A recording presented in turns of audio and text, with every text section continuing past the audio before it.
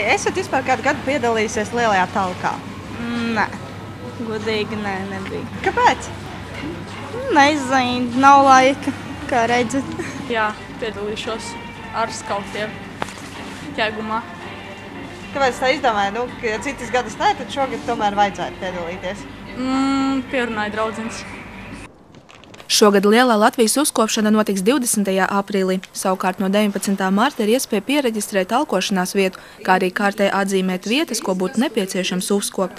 Un kā izrādās, šādas vietas Latvijā netrūkstot, lai arī gadu tiek organizētas ne tikai talkas un akcijas, aicinot nemēslot, joprojām šī esot aktuāla un pastāvoša problēma. Tās esat kādreiz redzējuši tādas nelegālās izgāstos, kad mežā vai piepilsētā izgāšana? Protams, ceļš mežā. Pilsētā mazāk. Mežu rajonos, jā. Mums pie Jāņogos ļoti daudz mežu rajonu. Tur ir, jā. Kā izskatās tādas sarūk izgāstos, vai viņas kā dzīvoja, tā dzīvo?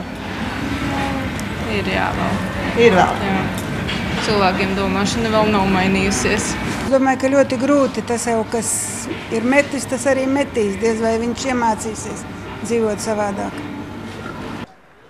Kā preventīvu pasākumu Ogrē pašvaldības sadarbībā ar policiju veic reidus, apzinot iedzīvotājus, kuri nav noslēguši līgumus par atkritumu izvešanu.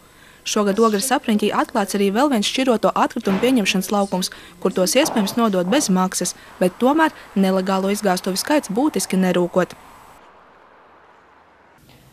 Bet ir kāda informācija, cik vēl pašlaik ir tādas, tā teikt, aktīvās nelegālās izgāstuves Ogres pilsētā? Es jums nevaru viņu saskaitīt, jo tagad sniegs noies, reāla situācija būs redzama. Bet to, ko es zinu,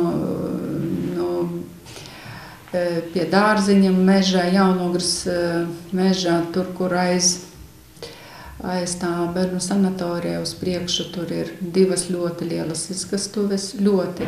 Un pat mēs viņus gribējām likvidēt. Un jau 2 gadi atpakaļ Tur ir tā, ka tur ar tehniku pat nevar piebraukt un izvest.